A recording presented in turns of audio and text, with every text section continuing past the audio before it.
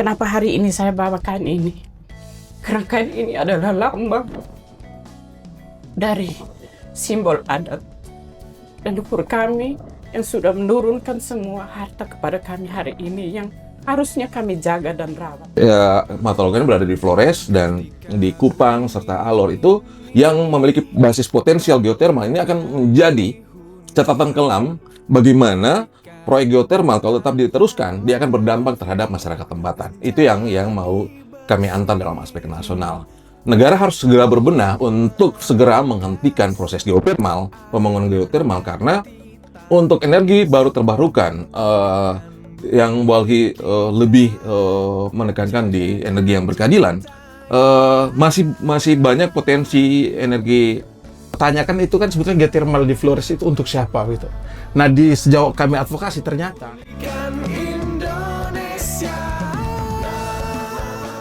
Halo teman-teman semua, berjumpa lagi dengan saya Patria Rizky Ananda, pengkampanye isu iklim dan global di Walhi Nasional. Kali ini kita akan bahas geotermal teman-teman. Jadi geotermal ini sebetulnya kalau dari pemerintah narasinya adalah energi yang terbarukan begitu ya, karena kita dalam kondisi krisis iklim kita didesak untuk segera transisi energi dari energi fosil ke energi yang lebih terbarukan yang kalau menurut pemerintah ini adalah yang minim dari pencemaran begitu ya. Tapi sebetulnya seperti apa sih dampak geotermal di masyarakat langsung gitu. Nah, sekarang kita sudah bersama dengan Mama Maria, warga dari Mataloko. Kemudian ada Kakak Yuven, Direktur Eksekutif Daerah Walhi NTT. Kemudian ada Bang Faisal, biasa dipanggil Bang Ical ya Bang ya? ya Pengkampanye anti tambang dan energi berkeadilan. Kayaknya saya mau langsung aja ke Mama ya Mama. Di desa Mama ini kan ada geothermal ya Mama. Bisa diceritakan nggak sih Mama kondisi desa gitu ya sebelum dan setelah ada geothermal gitu? Apa sih bedanya gitu, dampak lingkungan, kemudian ke sosial masyarakatnya seperti apa Mama, bisa diceritakan? Terima kasih kepada teman semua lingkungan. Kami masyarakat adat yang berada di seputar tambang tenaga pembangkit, tenaga uap sebenarnya awalnya. Geotermal itu akhir-akhir ini baru terdengar menggaung nama geotermal. Kalau dulu tuh proyek pembangkit listrik tenaga panas bumi. Nah, awal-awal itu daerah kami itu daerah yang sejuk, dingin kayak Bogor, segar gitu. Banyak sayuran, buah-buahan, penghasil sumber kehidupan masyarakat dari pertanian dan perkebunan. Sebelum geotermal ini ada, masyarakat tuh hidup ngalir seperti air. Hidup dari bertani, menjual hasil pertaniannya bisa untuk ekonomi masyarakat, untuk biaya pendidikan anak, usaha kecil dan juga untuk membangun rumah. Itu berasal dari sumber penghasilan seperti kopi, kakao, cengkeh, dan lain-lain. Nah, setelah proyek ini ada, terjadi kegagalan sejak awal proyek di tahun 2000 itu semburan uap dan gasnya dilepas bebas ke udara yang membuat banyak tanaman pertanian dan perkebunan itu menjadi mati seperti tanaman yang gampang mati itu kan vanili. Awal-awal tuh vanili di daerah sekitar situ dengan harga yang begitu bagus, waktu itu 1 kilonya 250.000, mati total sampai hari ini. Itu baru tanaman vanili. Tanaman kopi, dulu masyarakat bisa menghidupkan keluarga dari semua bidang kehidupan itu berharap dari penghasil kopi, kakao, cengkeh. Namun semua itu sekarang kami boleh bilang tinggal nama. Apalagi daerah kami itu dulu biasanya khas oleh-olehnya buah alpukat dan pucuk labu. Nah, sekarang ini buah itu sudah tidak ada. Kalau dulu buah alpukat tuh oleh-oleh khas kemana-mana, mau ke Maumere, Ende, ke Labuan Bajo, itu pasti oleh-oleh khasnya alpukat. Karena dia hidup buahnya lebat, Dan kalau sudah tiba musimnya pasti ada yang sampai jatuh berantakan di tanah. Kalau sekarang sudah hilang semua. Nah, yang lebih menyusahkan masyarakat sekitar itu pucuk labu. Pucuk labu itu biasa setiap 2 minggu masyarakat sudah panen untuk bisa menjual ke pasar dan bisa membeli beras. Tapi hari ini pucuk labu itu sudah hampir dibilang tidak ada. Jadi penghasilan mereka yang biasanya setiap minggu, setiap 2 minggu itu ada, sekarang hilang. Apalagi kopi yang biasanya setahun sekali panen, sekarang sudah menurun drastis. Begitu juga tanaman cengkeh dan lain-lain. Itu yang menjadi dasar perjuangan kami. Perumahan juga. Dulu sebelum datang proyek ini, itu rumah kami itu seingnya tuh bertahan sampai dengan puluhan tahun, sampai 40-50 tahun. Tapi setelah ada proyek ini, kami hampir setiap 3 tahun, 4 tahun kami harus ganti. Nah, kalau ganti 1 lembar, risikonya harus 10-20 lembar. Itu yang menjadi beban tertinggi kami di masyarakat sekarang. Apalagi rumah kami bukan hanya rumah sehat, rumah adat. Itu yang dibangun dengan biaya yang begitu besar dan berat. Kalau bangun rumah adat itu dengan ritual dan bahannya itu hampir dengan 300-an sampai 500-an juta. Nah, jadi harus mengalami kerusakan yang sebenarnya kami tidak inginkan itu semua terjadi. Nah, perjuangan kami selama ini jatuh bangun di daerah tuh, kami sudah dapat banyak tekanan, banyak diskriminatif, banyak kriminalisasi yang kami terima. Tapi kami percaya bahwa leluhur kami selalu bersama kami. Kenapa hari ini saya bawakan ini? Karena kain ini adalah lambang dari simbol adat leluhur kami yang sudah menurunkan semua harta kepada kami hari ini, yang harusnya kami jaga dan rawat. Sebenarnya kami di sini kami tidak sendiri untuk menjaga, merawat semua aset budaya yang ada. Tapi karena kami terkesan kami sendiri, kami berharap dengan pemerintah, tapi pemerintah tidak berada di pihak kami hari ini. Jatuh bangunnya perjuangan kami selama ini, kami berharap bahwa semua keadaan yang kami rasakan hari ini, kami minta kepada semua pihak, negara bisa mengambil bagian dari yang sudah terjadi hari ini. Dan kami juga berharap banyak pihak untuk memberi perhatian penanganan terhadap kerusakan lingkungan yang ada.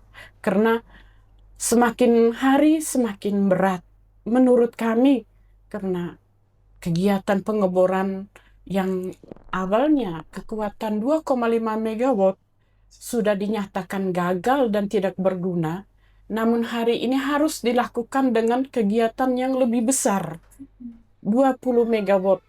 Itu yang menjadi sumber ketakutan dan kekhawatiran kami ke depan. Kalau ini Mama, memang vanili, kopi, kakao, cengkeh itu sekarang pun harganya masih sangat tinggi ya Mama, alpukat gitu. Ini kerugian besar ya Mama buat warga di sana. Tapi dulu di awal itu ada nggak sih Mama pemberitahuan gitu dari pemerintah ataupun dari perusahaan begitu ya? Di sini akan dibangun geothermal gitu, warga harus begini. Itu ada nggak Mama? Atau tiba-tiba mereka datang saja begitu? Dulu mereka datang itu cuma menyampaikan bahwa ini tidak mengganggu, tidak merusak. Jadi diberikan janji-janji itu yang baik semua. Banyak akan menyerap banyak tenaga kerja, akan mendatangkan banyak pabrik ke sini. Jadi masyarakat itu hanya berpikir ya ini untuk kebaikan. Jadi kita izinkan begitu. Terus terjadi di belakangan, faktanya terakhir begini, kami juga kaget. Maksudnya sebenarnya semua ini di luar dari dugaan kami. Nah sekarang dari apa yang mereka janjikan dengan fakta di lapangan jelas terbalik 180 derajat. Nah ini yang menjadi perjuangan kita semua untuk bagaimana terhadap fakta yang sudah terjadi di lapangan. Memang boleh dibilang belum ada keahlian atau studi banding yang mengatakan bahwa akibat dari proyek ini. Tapi kami merasa sangat jelas di kehidupan kami bahwa sebelum proyek ini ada, kami hidup baik-baik saja dan tidak mengalami hal-hal yang Ya kalau dulu kan masyarakat kami itu kan sudah kategorinya miskin. Orang NTT itu kalau di tingkat nasional itu sudah nomor 1 miskin di Indonesia barangkali, tapi harus miskin lagi akibat hal yang terjadi ini menjadinya miskin ekstrim.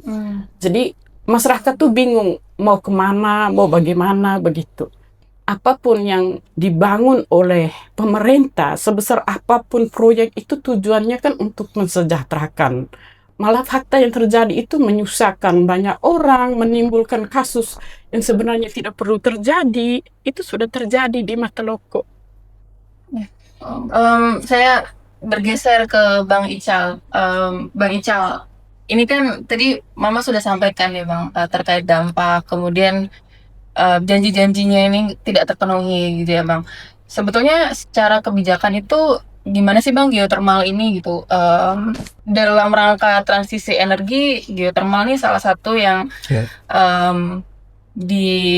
diunggulkan gitu ya Bang oleh pemerintah gitu ya.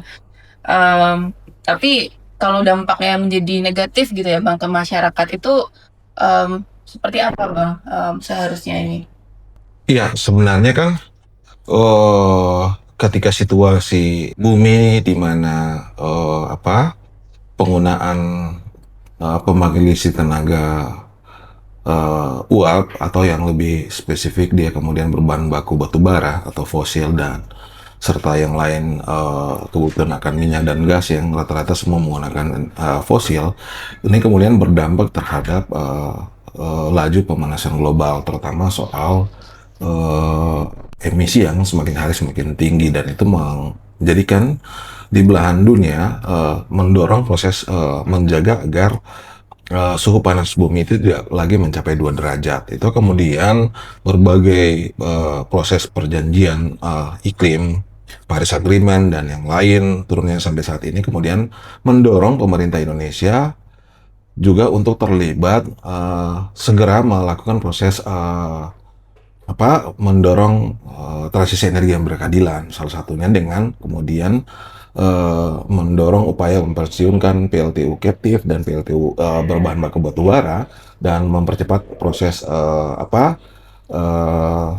membangun sistem energi baru terbarukan versi negara, yang itu kemudian mendorong berbagai produk kebijakan negara untuk mendorong zero emission di tahun 2060. Itu yang menjadi dasar di mana negara kemudian mendorong sebagai geothermal sebagai kebijakan sebagai bagian dari energi baru terbarukan. Tapi kemudian dan itu bahkan didorong lewat peraturan undang-undang nomor 21 tahun 2014 terkait dengan geothermal, energi sebagai bagian energi baru terbarukan. Itu yang kemudian mendasari bagaimana situasi yang terjadi, salah satunya yang terjadi di desa Ulu Belu Mataloko ini yang hadir hari ini Mama Maria. Nah, ini kan sebenarnya catatan panjang di mana negara lagi-lagi ketika situasi krisis iklim yang semakin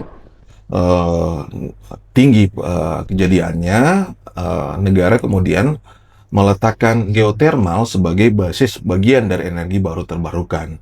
Padahal sebenarnya geothermal ini memiliki problem sendiri dalam konteks proses pengelolaan dan produksinya, di mana sebenarnya dia rentan, dia tidak bisa kemudian dipisahkan dari energi yang tidak ramah lingkungan, karena beberapa temuan-temuan termasuk yang terjadi di Desa Ulu Belu dan desa-desa yang lain di Mataloko itu mengisyaratkan bahwa ada problem yang salah terkait dengan tata kelola energi di dalam konteks energi baru terbarukan ini. Nah, di mana karena dia menggunakan panas bumi, berarti dia harus dihitung, karena prinsip-prinsip keadilan akan energi itu salah satunya adalah dia harus memperhatikan terkait dengan dampak lingkungan, kemudian keadilan antar generasi, yang berikutnya adalah soal tidak berdampak terhadap hak asasi manusia. Nah, ini ditemukan di proses pembangunan geothermal itu selalu terjadi proses perampasan ruang hidup, pelanggaran hak ulayat masyarakat tempatan, terus kemudian pelanggaran lingkungan, itu terjadi di geotermal. Dan hampir Walhi mencatat hampir dari sejak tahun 2016 tercatat Walhi NTT itu memang geliat memang fokus untuk mendorong bagaimana penghentian perizinan geotermal di NTT. Dan bahkan saat ini beberapa provinsi yang menjadi dampingan Walhi, komunitas menjadi dampingan Walhi berhadapan dengan kebijakan negara soal energi baru terbarukan di geotermal yang semua bermasalah. Kenapa? Kami meletakkan itu masalah karena negara mestinya dalam konteks membangun pembangkit listrik tenaga panas bumi dengan atau yang sering kita sebut geotermal itu berada di wilayah-wilayah yang memiliki kerentanan gempa tingkat tinggi. Nah, ini yang kemudian tidak dihitung sebagai basis risiko bencana terhadap masyarakat yang tinggal di wilayah tersebut. Berbagai catatan telah kritis terkait dengan bagaimana geotermal beraktivitas itu mengisyaratkan ada aspek kehati-hatian dalam membangun pembangkit listrik yang apalagi yang menggunakan geotermal. Itu aspek kehati-hatian lebih penting. Karena dia dalam proses eksplorasi melepas tekanan tinggi dari jalur gas yang sudah ada di bawah perut bumi. Ketika tekanan yang tinggi itu dilepaskan dan kemudian tidak ada aspek pengawasan secara intensif, baik aspek pengawasan, terus kemudian aspek teknologinya yang tidak dikawal secara ketat, dia pasti akan berdampak terhadap lingkungan dan sosial masyarakat yang hari ini fakta menunjukkan bahwa di NTT, di Mataloko dan wilayah yang lain di Mataloko ini berada di Flores dan di Kupang serta Alor itu yang memiliki basis potensial geotermal ini akan menjadi catatan kelam bagaimana proyek geotermal kalau tetap diteruskan dia akan berdampak terhadap masyarakat tempatan. Itu yang mau kami antar dalam aspek nasional. Negara harus segera berbenah untuk segera menghentikan proses geotermal, pembangunan geotermal karena untuk energi baru terbarukan yang Walhi lebih menekankan di energi yang berkeadilan, masih banyak potensi energi yang berkeadilan yang bisa ditemukan di NTT. Misalnya, NTT itu daerah yang kemudian memiliki kandungan sumber air, dia punya sungai, dia punya panas matahari yang tinggi, dia punya wilayah yang kemudian bisa menggantikan pembangkit listrik yang energi fosil maupun geotermal dengan tenaga bayu, mikrohidro, dan kemudian solar panel yang sebenarnya dia menjadi lebih efisien dan ekonomis buat warga. Nah, yang berikutnya adalah kebijakan yang salah soal sentralisasi energi ini menjadi catatan kelam di mana semua pembangkit listrik yang menggunakan fosil itu berdampak terhadap masyarakat tempatan karena masih bersifat sentralistik dan dia akan membutuhkan lahan yang banyak baik di laut maupun di daratan dan kemudian dia karena membutuhkan lahan yang banyak dia akan berkonsekuensi terhadap kriminalisasi dan pelanggaran terhadap masyarakat.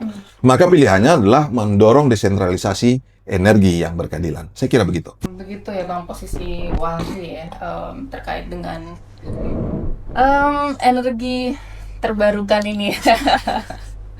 Tadi kan kita sudah dengar nih Kang Ivan dari Mama bagaimana dampak-dampak dari geotermal begitu ya. Kemudian Bang Ical menyampaikan sikap Walhi seperti apa terkait dengan geotermal. Nah kemudian dari Walhi NTT sendiri bagaimana advokasi yang dilakukan begitu ya Bang terkait dengan geotermal ini di daerah NTT. Oke, baik, terima kasih Kak Patria. Apa yang disampaikan oleh Kak Ical tadi, kami di NTT itu kan sebetulnya ada 3 model energi yang paling didorong oleh pemerintah yang basisnya skala besar, terutama dalam skema transisi energi tadi untuk merespon perubahan iklim. Misalnya kita di Pulau Flores yang di daerahnya Mama Maria ini, termasuk Mataloko itu adalah skema kebijakan Flores Geothermal Island. Nah, itu Flores ditetapkan sebagai pulau geotermal. Kemudian di pulau besar yang kedua di timur itu pulau biomasa. Itu dorongan kehutanan energi dan segala macam itu. Kemudian yang di Sumba itu Sumba Iconic Island.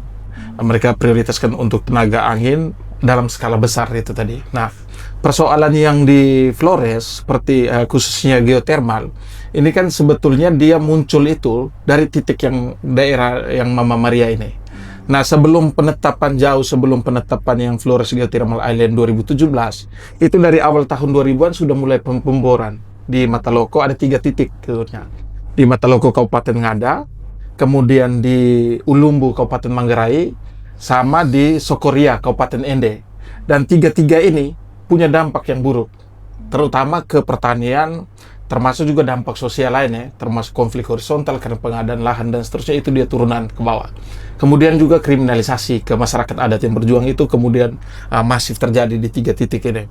Dan untuk dampak sendiri yang selama ini kami dampingi Walhi NTT ini kan sebetulnya kami mau melihat sebetulnya kebijakan transisi energi khususnya geothermal ini, pemerintah ini kan sejauh ini baik pemerintah provinsi NTT juga dengan pemerintah nasional, dan ini skemanya PSN itu mereka lebih mendorong pola transisi fosil ke non fosil. Sementara geothermal di Flores ini dia harus baca secara satu kesatuan. Saya membaca geothermal Flores ini kan dia terhubung dengan industri ekstraktif yang lain.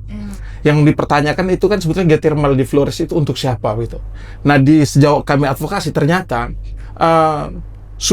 kebutuhan real untuk geothermal sendiri dalam skema perencanaannya PLN itu bukan prioritas, kemudian prioritas utama adalah kebutuhan listrik masyarakat Flores misalnya kan. Saya pakai data PLN sendiri khusus Flores. Kita beban dasar untuk penggunaan listrik Flores itu di 50-an megawatt. Nah, beban puncak di saat hari raya itu 96,4 megawatt. Nah, sekarang kapasitas terpasang baik yang energi baru terbarukan sama energi fosil itu ada di 102 megawatt. 104 megawatt. Tapi juga masih surplus 8 megawatt. Nah, sementara transisi yang getolnya untuk geothermal ini, itu kalau kita totalkan dari 9 WKP penyebaran di wilayah Flores itu ada 1000-an megawatt.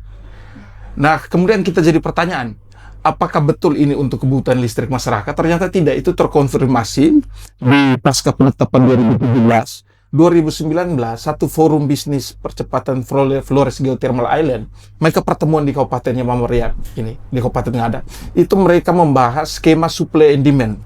Skema supply and demand ini prinsip ekonomi. Artinya PLN ini tidak bisa dipandang seperti dinas sosial. Mereka seperti tidak, ini badan usaha. Artinya bisnis, prinsip ekonomi yang mereka tekankan di situ. Soal skema supply and demand yang dibahas pada saat itu adalah kalau seandainya Flores ini terjadi di bor untuk 9 WKP secara keseluruhan 1000 megawatt itu dengan kapasitas itu, ini kita mau jual kemana? Nah, yang mereka prioritas itu kan, itu adalah industri pariwisata, kemudian perkebunan, ini monokultur skala besar, dan juga pertambangan. Ini prioritas utama mereka gitu. Sehingga kalau belajar dari Mataloko misalnya, Mataloko ini sudah dampak ekologisnya cukup parah seperti yang diceritakan oleh Mama Maria, bahwa penurunan produksi pertanian, baik itu secara kualitas pertanian ataupun kuantitas pertanian, itu dia menurun drastis. Dampak sosialnya cukup tinggi sampai kepada korban jiwa juga ada di sana. Tapi kemudian itu tidak menjadi satu pembelajaran bagi pemerintah sendiri, khususnya pemerintah NTT, untuk kemudian melihat, oh ini kita sebetulnya gagal. Pemborannya gagal, tidak pernah dipakai sampai hari ini. Dampak lingkungannya besar, kemudian diabaikan. Seluruh masyarakat Mataloko yang kemudian mereka tarik itu mereka kasih studi banding ke Lahendong, ke Sulawesi Utara. Jadi masyarakat di sana diajak studi banding ke Sulawesi Utara, itu jadi dasar legitimasi bahwa oh ini Sulawesi Utara berhasil. Padahal sebetulnya sama saja di Sulawesi Utara, punya dampak ke pertanian, khususnya ke penurunan kualitas tadi. Dan itu ditutup oleh pemerintah. Dan fenomena pemerintah NTT khusus terkait geothermal hari ini, itu seluruh perjuangan oleh Mama Maria dan masyarakat yang lain gitu. Karena di Flores itu terhubung dengan ada satu jejaring dari titik-titik tapak geothermal itu, jejaring Flores Almata yang khusus menora geothermal. Itu seluruh penolakan mereka ditolak oleh pemerintah karena dasarnya apa? Oh, itu tidak punya riset. Tidak punya riset kerusakan. Mereka mengambilkan fakta yang diceritakan oleh Mama Maria, tapi mereka juga yakin menyampaikan bahwa geothermal itu baik tanpa riset, gitu. Mereka juga tidak punya riset, tapi mereka yakin bahwa geothermal itu baik. Padahal ahli mereka sendiri, mereka bilang, mereka juga jujur secara terbuka bahwa geothermal ini adalah proyek energi yang 70% di awal itu gagal total. Karena untuk memastikan dia berhasil, dia harus bor dulu. Tapi dalam konteks Flores, kami ini kan Flores termasuk Indonesia, kita berada di Ring of Fire. 3 pertemuan, 3 lempeng, dengan potensi gempa yang cukup tinggi. Itu tidak menjadi salah satu yang dipertimbangkan.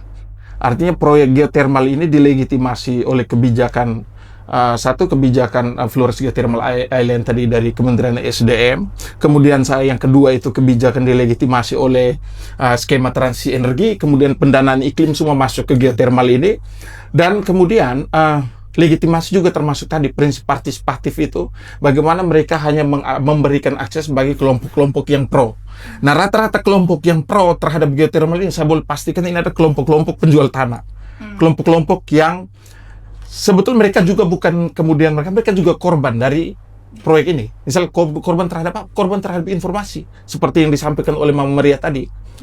Geothermal masuk pertama di Flores itu, oh ini geothermal ini bagus nih. Jadi ditutup informasi soal dampak negatifnya. Setelah dibor, ada kerusakannya, hanya cuma ditutup permukaan gitu. Setelah itu dibiarkan. Sementara yang jadi korban itu termasuk seluruh masyarakat ini. Bukan hanya yang kemudian melepaskan tanah, tidak, mereka juga ikut jadi korban. Dan terutama juga dengan masyarakat lain. Kalau misalnya di Mataloco itu ada 3 kecamatan yang kemudian terdampak secara pertanian.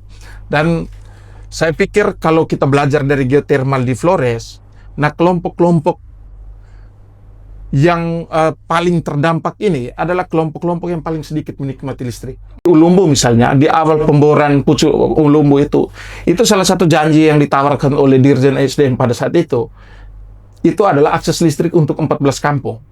Tapi kemudian ada beberapa kampung yang karena jauh dari titik dan tidak mendapatkan akses listrik, itu jadi dasar legitimasi sekarang gitu.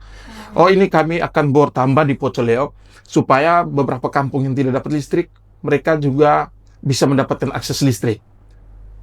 Itu sebetulnya bohong semua. Tapi bahkan bahwa akan dapat akses listrik, ya, tapi itu bukan alasan utama.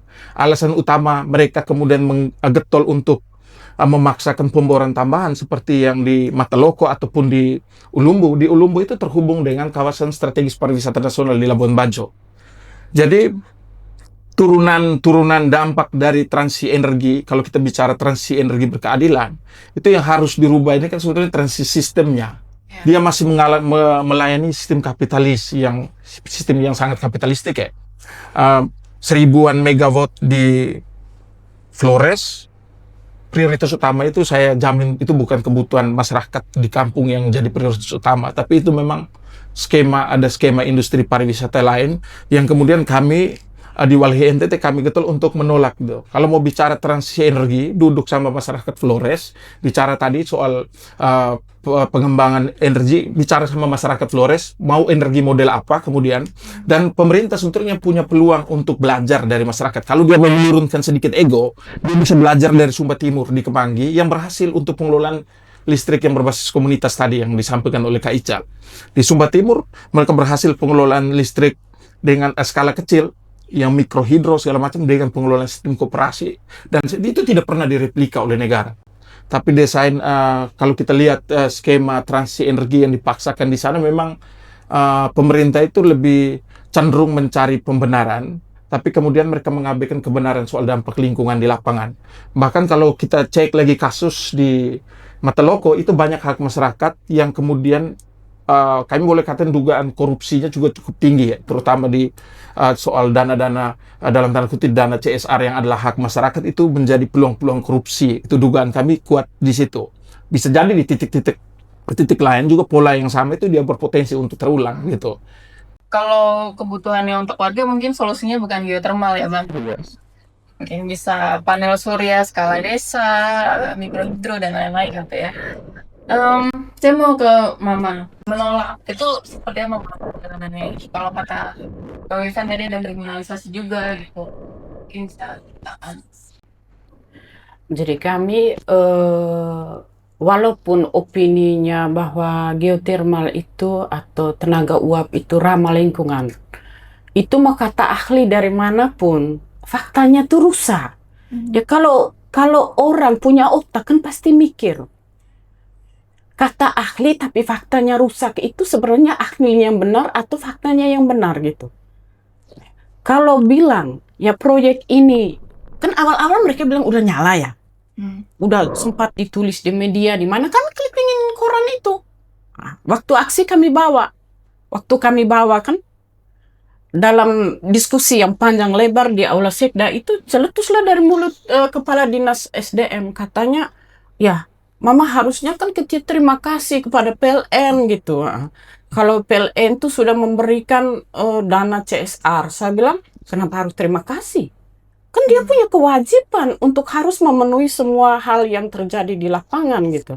Nah, ya walaupun proyek ini belum jadi, tapi mereka sudah gelontorin dana 5 miliar yang hari ini Mama teriak pakai toak. Saya bilang, iya, karena dana itu 5 miliar, saya jatuh bangun dari Ngada sampai Jakarta bawa proposal ke Direktur PT PLN di Blok M.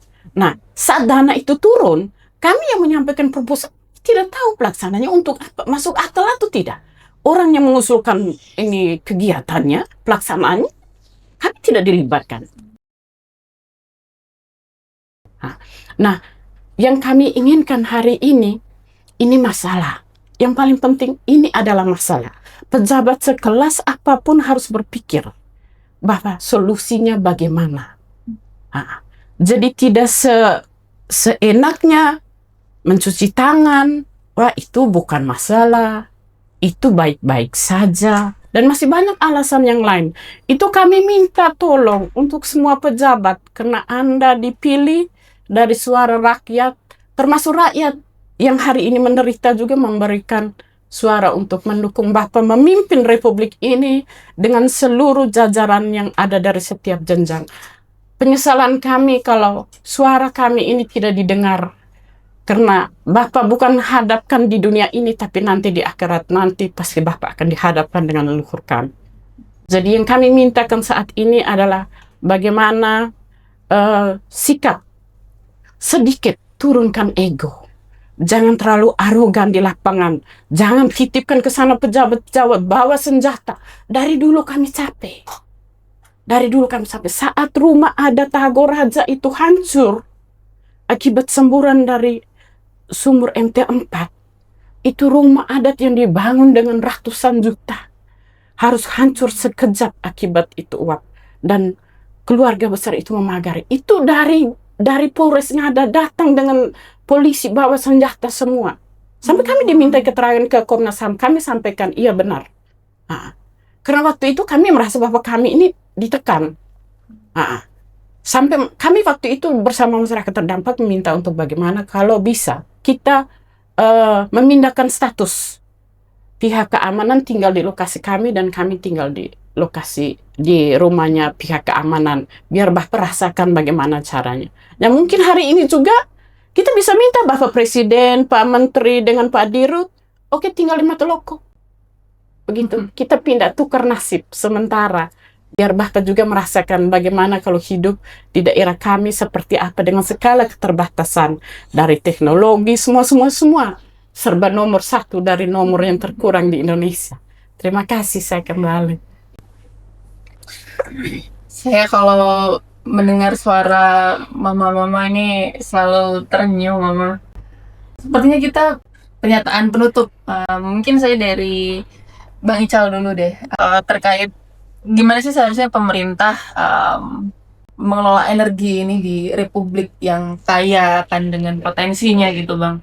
Iya, sebenarnya kita sebagai identitas negara kepulauan, kita memiliki kekayaan sumber energi yang luar biasa, dan itu sebenarnya menjadi jawaban kunci atas krisis iklim saat ini dihadapi oleh dunia.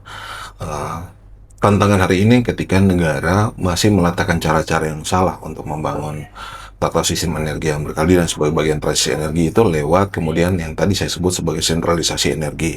Sentralisasi yang saat ini dibangun itu menunjukkan ketidakikhlasan negara untuk memberikan payung hukum, payung kepastian kehidupan terhadap masyarakat tempatan. Karena sentralisasi itu justru syarat dengan konflik. Yang pertama itu, yang kedua adalah syarat akan monopoli terhadap peta jalan transisi energi yang berkeadilan. Kenapa saya bilang syarat monopoli? Karena semua basis energi itu diletakkan di satu titik dan kecenderungan memberikan ruang terhadap investor swasta untuk berkolaborasi di dalam pendistribusian energi transisi energi itu sendiri. Nah, ini akan menjadi catatan-catatan panjang kelam bagaimana solusi palsu dari menjawab transisi iklim itu akan terus berjalan. Apa yang harus dilakukan? Yang dilakukan sudah terbukti nyata, bukan sesuatu yang utopis, tapi bagaimana rakyat di tingkat tapak yang sudah memulai menyiapkan energi mereka secara mandiri, dan itu sebagai bahan pengetahuan lokal untuk negara hari ini. Tinggal memang negara harus terbuka. Banyak energi yang ramah lingkungan itu menjadi pilihan penting. Bagi Walhi, geothermal itu bukan solusi. Selain kebijakan sentralisasi, yang kedua, kembalikan semua proses menentukan hajat itu mereka, termasuk energi itu, ke tangan rakyat. Kakak Yuven? Oke, baik. Tadi saya lupa tambahkan bahwa sebetulnya banyak cerita kerusakan, bukan hanya kemudian di Loko, tapi pemerintah NTT, pemerintah Indonesia, pemerintah pusat gitu, itu perlu belajar banyak dari dampak. Misalnya di Mataloko tadi, atau misalnya di Pocoleo, itu sampai dengan hari ini, itu kalau dilihat data Puskesmas Ponggeok, itu banyak orang yang terinfeksi pernapasannya gitu. Termasuk juga misalnya di Atadei di Lembata, itu daerah dengan secara daya tampung ekologi risiko bencana yang cukup tinggi, dan kemudian dipaksakan dengan proyek ini sejak 2008 itu mereka penetapan kawasan dulu, dan buat dampak lingkungan yang juga cukup tinggi begitu, penurunan kopi dan segala macam itu juga cukup banyak, dan itu bisa menjadi basis pengetahuan pemerintah untuk kemudian untuk merevisi kembali, atau misalnya mereka mengkoreksi kembali kebijakan yang salah ini. Soal penetapan Pulau Flores sebagai pulau geothermal itu perlu dicabut, dan bahkan kemudian mereka bisa merefleksikan yang tadi omong, sebetulnya energi apa yang cocok untuk konteks masyarakat di Flores, konteks NTT sebagai provinsi kepulauan yang paling terdampak terhadap krisis iklim begitu. Dan satu pertanyaan di terakhir, tentu kita harus memikirkan bagaimana misalnya orang di Mataloko, orang di Atadei, di Pocoleo, di Ulu, ataupun di Sokoria, ataupun titik-titik di Alor juga, itu mereka wilayah mereka kemudian dipakai untuk dipakai sebagai alasan orang di belahan bumi lain untuk bertahan dari krisis iklim. Kemudian bagaimana mereka menghadapi krisis iklim dalam situasi lahan pertanian mereka yang rusak. Nah, itu yang harus dipikirkan. Nah, kami di NTT sendiri sampai dengan hari ini, mekanisme perlindungan terhadap pulau kecil dalam respon perubahan iklim juga itu hampir tidak ada gitu.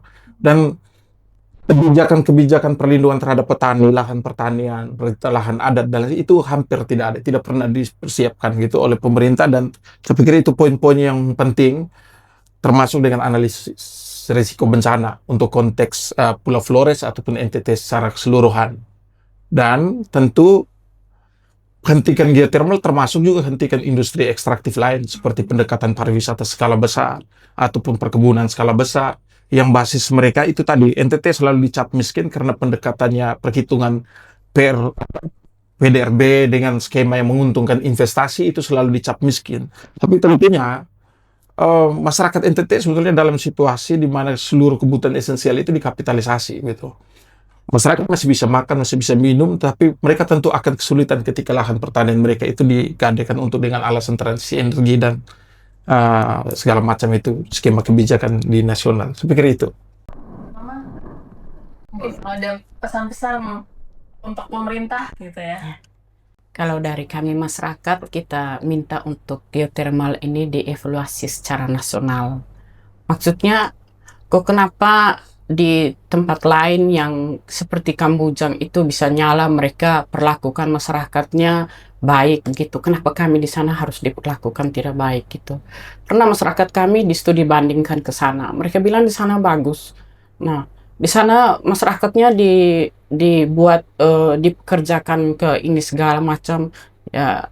itu sebenarnya kan kita inginkan juga terjadi di sana. Dan mengapa kami minta supaya ini dievaluasi? Karena menurut kami kerusakan ini yang buat itu pemerintah. Masyarakat tuh tidak tahu bagaimana itu, masyarakat tidak tahu. Yang mendatangkan musibah ini pemerintah. Dan kami minta itu pemerintah segera mengambil alih semua dampak yang terjadi. Pemulihan lingkungan, ritual pemulihan itu harus dibuat. Karena kita hidup di atas bumi nih, ada yang di bawah bumi. Yang mengontrol kehidupan kita nih, mau ahli dari manapun juga, kita yakin leluhur kita itu ahli yang paling jago. Jadi pemulihan lingkungan itu harus dilakukan. Terus dampak terhadap perumahan, Kementerian PUPR mengambil bagian di situ. Dampak terhadap kesehatan, Kementerian Kesehatan. Dampak terhadap ekonomi, masyarakat yang menurun akibat dari produktivitas pertanian menurun. Kami minta dari kementerian terkait untuk memberikan bantuan yang real. Jadi tidak bisa digelontorkan secara besar, dan kami pastikan itu tidak menyentuh ke masyarakat. Faktanya sudah terjadi. Dan seperti bantuan untuk perumahan, kami di sana kalau seng diganti genteng itu kami lebih khawatir. Karena genteng itu kalau sekali gempa langsung ambruk sekalian. Jadi kami di sana hampir tiap tahun ada gempa. Hampir tiap tahun. Jadi kalau kita pakai genteng, resikonya tiap tahun kita harus ganti. Maksud kami biar tetap pertahankan pakai seng, tapi seng yang kualitasnya lebih bagus, yang lebih tahan terhadap gas yang ada. Karena gas ini dia keluar terus setiap hari. Akibat dari kegagalan pengeboran ini. Nah, kalau dulu itu kan dia ada tapi direduksi secara alami.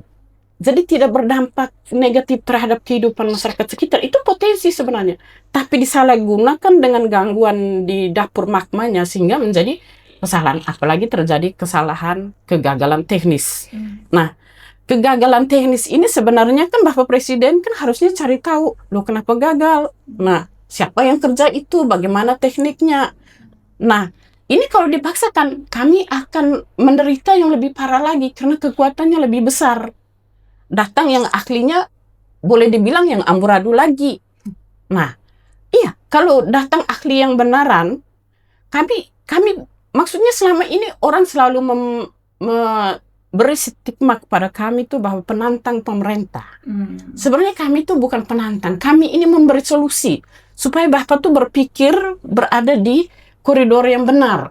Jangan sampai Bapak hanya mengejar target yang secara ekonomi menguntungkan pihak tertentu, terus sementara mengabaikan masyarakat. Itu kesalahan yang sangat fatal. Kami minta saat ini bahwa semua dampak yang ada setelah Komisi Hak Asasi Manusia sudah turun ke lapangan dan memberikan rekomendasi yang ada dengan segala hal, itu yang membantu kami saat ini bahwa kami tidak sendiri berbicara. Bahwa adanya rekomendasi itu dan kunjungan Kementerian Lingkungan itu yang membuat kami sampai kami boleh berjuang sampai hari ini. Nah, walaupun dari rekomendasi-rekomendasi itu ada yang tidak terlaksana atau diabaikan, ya mungkin dengan pesan kami ini kami minta untuk kembali melihat dan solusinya itu yang kami harapkan ke masyarakat. Karena setiap warga negara masyarakat itu punya hak hidup yang aman. Seperti hari ini kami menjadi tidak aman, kehidupan ekonomi saudara-saudara kami di lapangan menjadi tidak nyaman. Nah, ini adalah tindakan konkret kami minta kepada pemerintah untuk mengambil alih dan memulihkan semua situasi yang meresahkan di tengah masyarakat kami di lokasi seputar tambang untuk 3 kecamatan yang ada. Terima kasih. Saya lupa satu Kak Putri. Mungkin nyambung dari Mama tadi soal yang Kamojang tadi. Sebetulnya di sana juga dampaknya negatif, Mama. Kalau yang Kamojang itu nyambung dari yang saya awal ketika geothermal dikeluarkan dari kategori pertambangan Undang-Undang Panas Bumi yang baru itu. Nah, sehingga itu dilegitimasi. Jadi kalau kita yang kayak di Kamojang lah, Hendong, seluruh masyarakat Flores itu diantar studi bandingnya ke sana gitu. Di Kamojang. Sementara di Kamojang itu dia punya dampak ke hutan konservasi, ke taman wisata alam sama cagar alam di Kamojang. Jadi sebetulnya tetap ada di sana, Mama. Cuma informasi itu ditutupi karena masyarakat yang terlibat ini itu rata-rata mayoritas itu petani yang ke sana di lokasi-lokasi studi banding. Mungkin saya tambah yang tadi soal Kamojang tadi, Mama. Buruk juga di sana sebetulnya, Mama, dampak lingkungannya. Hanya informasi itu yang ditutup gitu. Biasa cara perusahaan untuk memainkan itu skema untuk Iya, legitimasinya. menutupi kebobrokan. Iya. Ya, kita ada di penghujung podcast, teman-teman. Jadi geothermal ini kalau pemerintah bilang solusi untuk krisis iklim begitu ya, energi terbarukan, tapi nyatanya berdampak sangat berat ke masyarakat seperti ke Mama Maria ya. Energi harus ditempatkan sebagai hak, berangkat dari kebutuhan komunitas, Iya. dihadirkan kepada komunitas sesuai dengan potensi di situ begitu ya. Saya rasa cukup untuk podcast kali ini. Terima Terima kasih, kasih. Mama, Kak Yuve, Terima Bu kasih. Ica. Yap. Sampai jumpa teman-teman semua. Oke. Terima kasih. Indonesia